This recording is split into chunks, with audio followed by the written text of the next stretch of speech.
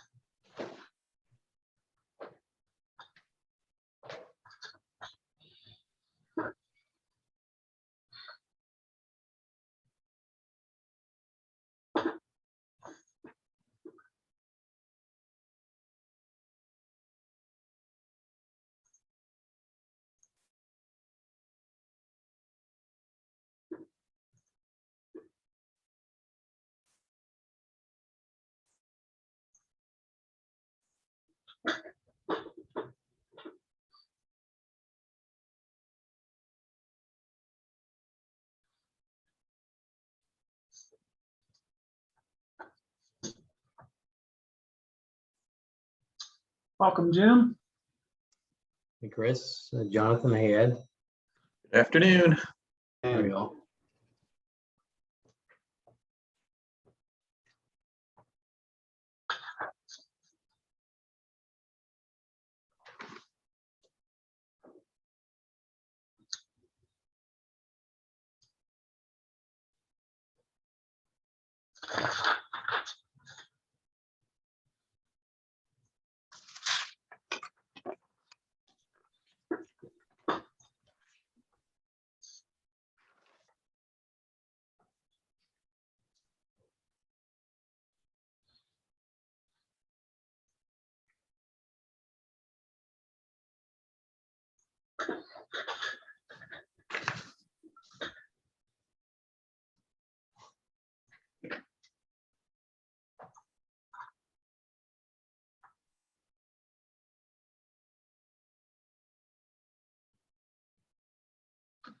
So I think we need more people, right? We need at least one more. I think we had a pretty healthy response, so we should expect somebody shortly.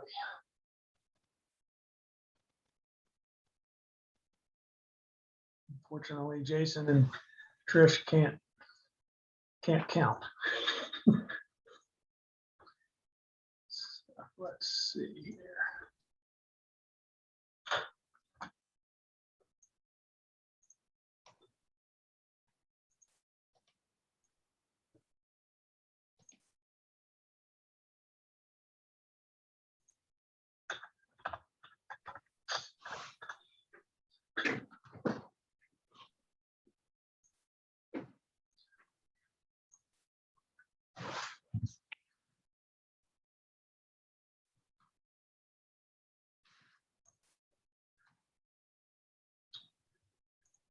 Well, let's see here.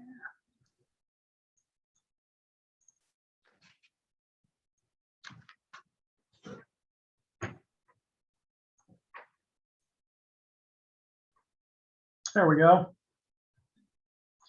Here comes Reed. Hi, everybody. Afternoon. We're grateful to see you, Reed. You make quorum. All right. You're welcome. Should All we right, kick it Mr. off? Zaire. Okay, Go ahead. I call the meeting to order. So the first part of business is the public comment period. Is there anybody from the public who would like to speak?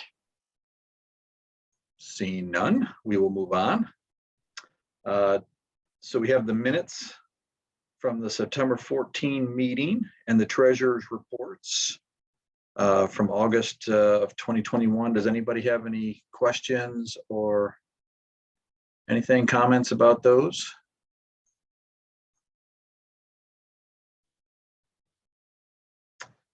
So do I have a motion to accept the minutes and the treasurer's reports? I'll move. And do I have a second? I'll Second. All those in favor say aye. Raise Aye. your hand. Aye. And any opposed? Okay.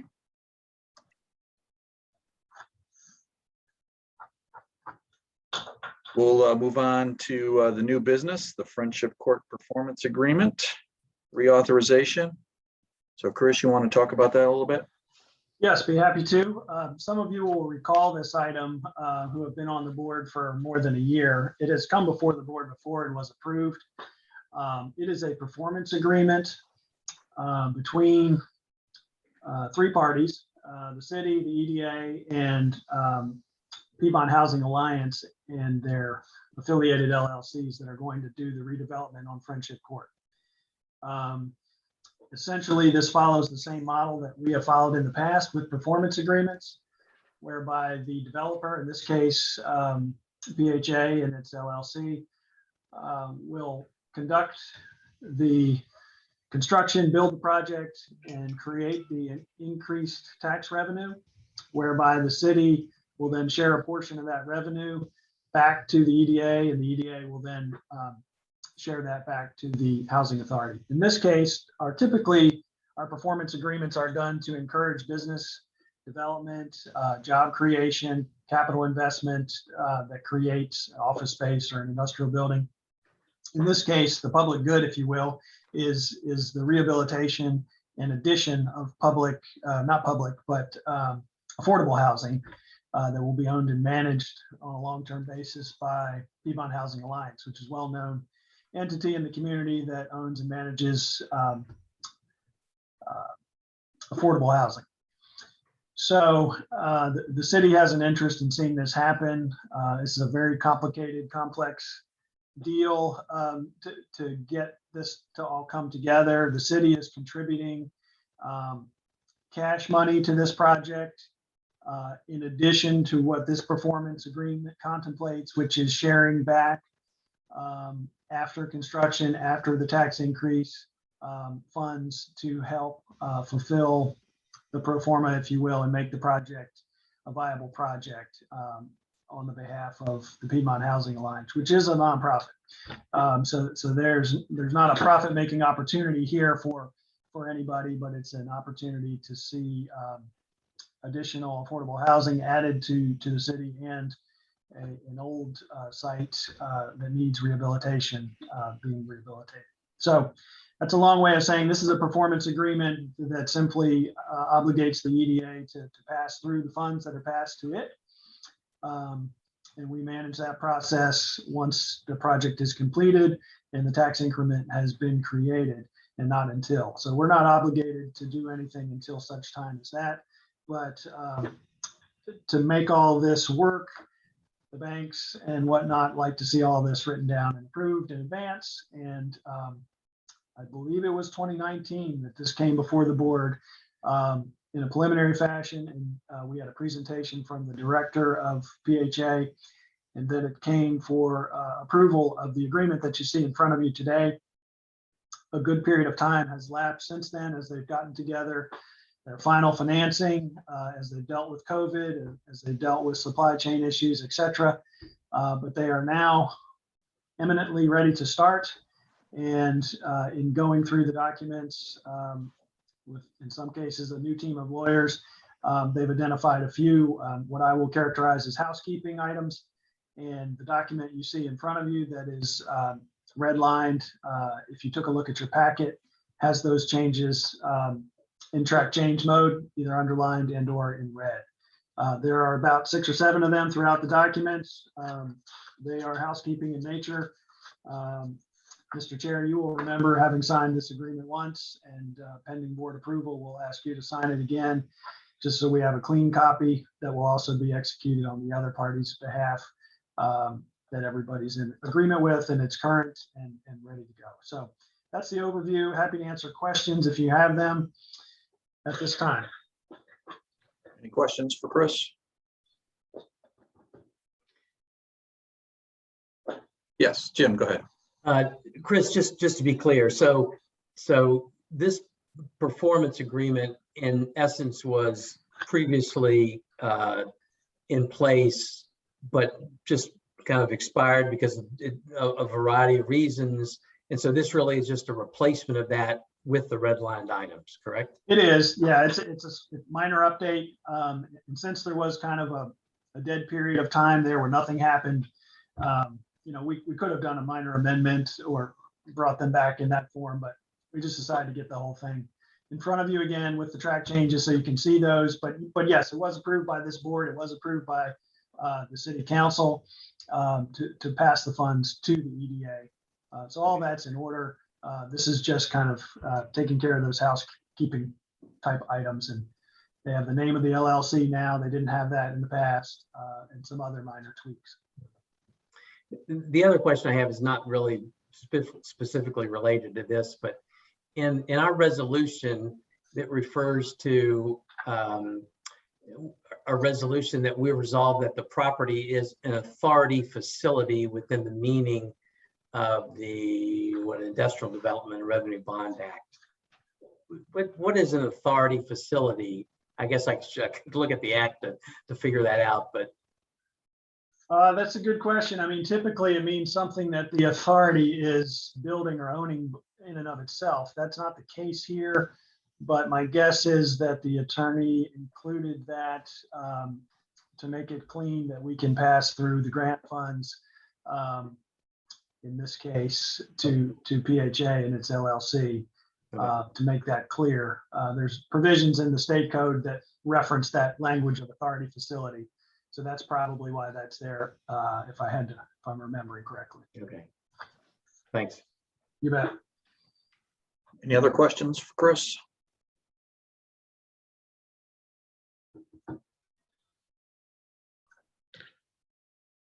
So I guess I need a motion to reauthorize this performance agreement. Is that right, Chris?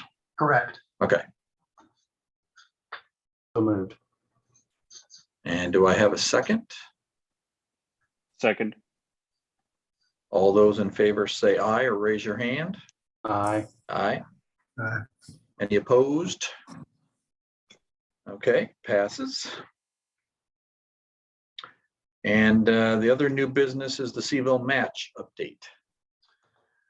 Yeah, so I'll give you just an update on this. And for some of you, this will be a little bit new, but given that we had a fairly short agenda, but this item that you just took action on was timely, needed to be taken care of. I didn't want to delay that.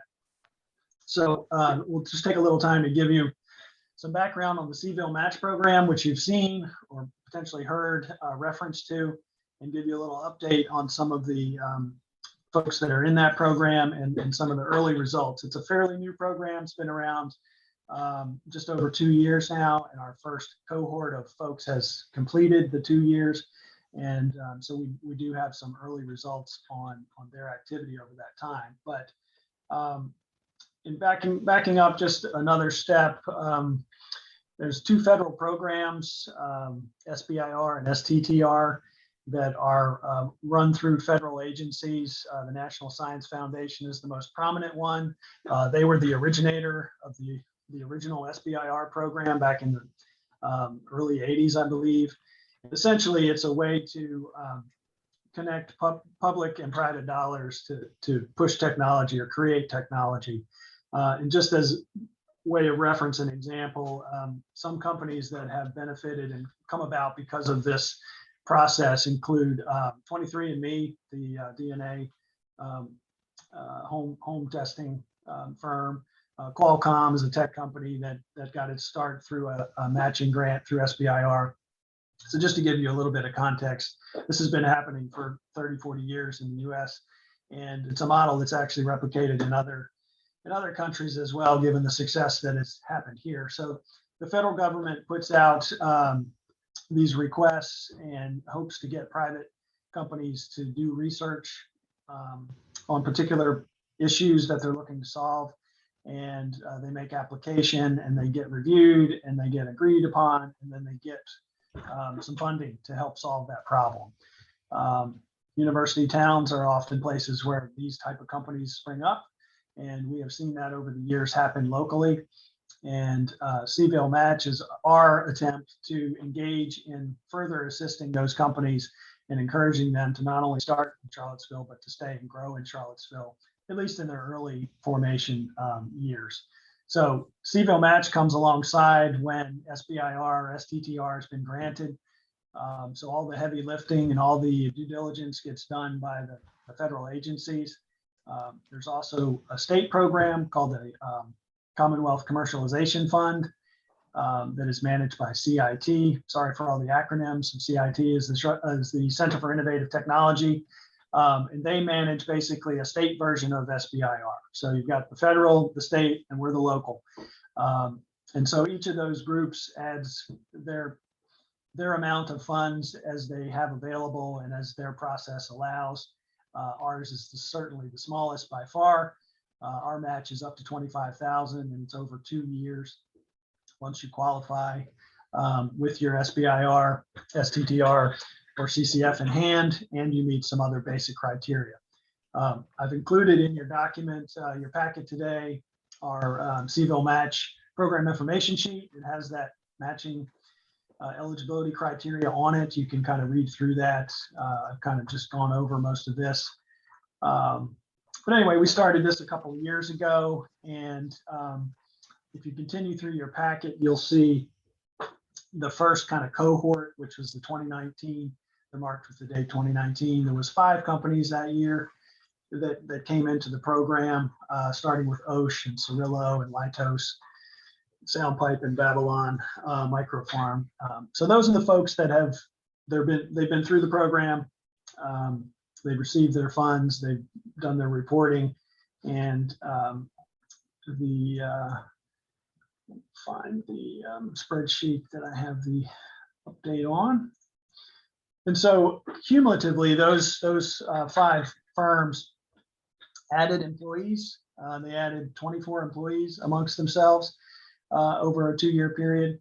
They added to their wages on an average of $17 per hour increase in wages from the day they were into the program to the day they left the program. Their average wages increased by that amount. They all received some level of capital investment, and some of them increased their facility size, not all of them. Some of them stayed in a smallish type of space. So those are some of the metrics that we gather from them on an annual basis, and then upon exit of the program, we capture that. So I wanted to share a little bit of that since we just kind of got through the first 2-year cohort. If you look a little further down your sheet, there's some additional firms that are in our program, starting with Lumen that came on in 2020. And then new this year, our Contraline, which you may have heard of. They've been around a little bit, are working on a male contraceptive injectable right here in Charlottesville. And then Laser Thermal is a brand new firm that is just spun out of some technology at the university and are gainfully adding employees and spinning up product here in Charlottesville. And then there's one more that's not on here that I'm awaiting final application from. They seem to be a qualifying entity and just waiting on their final information and whatnot. So we'll likely have one additional to this list for 2021, which essentially will max out our ability to service them. So that's a good fit. We typically have found 3 to 5 companies a year will be in this type of space. COVID probably had some impact in terms of what we saw in that middle year, and may still have some impact going forward. But we were excited to see a few pass through and become eligible this year in the form of Contraline, Laser Therm, potentially the one other one. So those are the ones that are coming into the pipeline and will begin their 2-year cycle with us. So I wanted to share a little bit about that because I know some of you have not had a full briefing on that.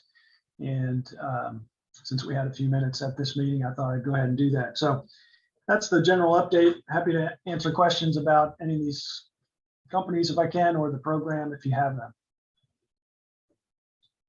Yeah, I just had a couple of quick questions. One, is there any requirement that they stay in Charlottesville? Can they move to, Albemarle, Greene, Kentucky, whatever they decide to do after 2 years? There's a requirement for them to be in the program, to stay in Charlottesville during the program. After that, we have obviously less leverage.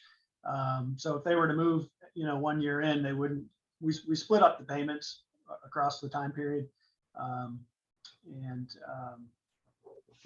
once we've made that second payment, we have little leverage. So there's not an opportunity to require them beyond that, other than they, Boy Scout honor type of thing. And honestly, a lot of these companies will find the need. We hope that they stay, and we hope that they find additional resources that will allow them to stay. Some will stay local, but not necessarily the city. And then some will inevitably move, beyond the area, be purchased by, some other entity. And frankly, some of these, often that's the business model is to seek an exit and have a purchase. That doesn't mean they always move, but it does mean it's a greater possibility if and when that happens. But our goal is really to keep them here for that short time period and hope that they stay beyond that. Obviously, we can't continue to fund, beyond a reasonable amount of time, which when we started this program was meant to be 2 years. There are a couple other city incentives that most of these would apply for. And one is the technology zone. Almost all of these companies would qualify for the technology zone. That has a longer benefit of 7 years. And so that's an additional incentive for them to consider staying in the city.